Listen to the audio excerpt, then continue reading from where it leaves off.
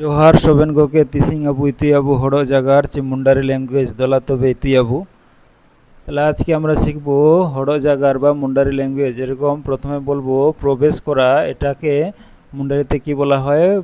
বলন মে। বলন মে, এটা বাংলা হচ্ছে প্রবেশ করো। প্রবেশ করো অর্থাৎ বলন মে। এরপরে দেখব আমরা যেরকম থালি বা বস্তায় যখন প্রবেশ করতে বলা হচ্ছে বা ঢুকতে বলা হচ্ছে তখন বলা হচ্ছে সজুন মে। তখন কি বলা হচ্ছে? সজুন মে।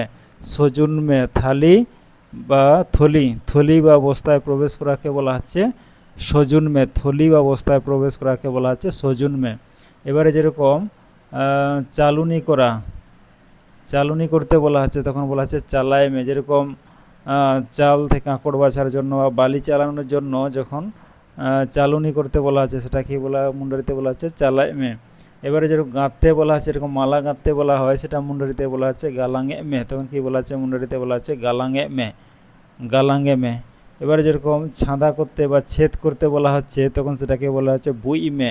ছেদ করাটাকে মুন্ডারিতে কি বলা হচ্ছে? বুই মে বা ছেদ করো বা ছাঁদা করো। এরপরে চামড়া ছাড়াতে বলা হচ্ছে, যেরকম শিকার করা পশুর চামড়া ছাড়ানো হয় সেটাকে কি বলা হচ্ছে? মুন্ডারিতে পটো এমে।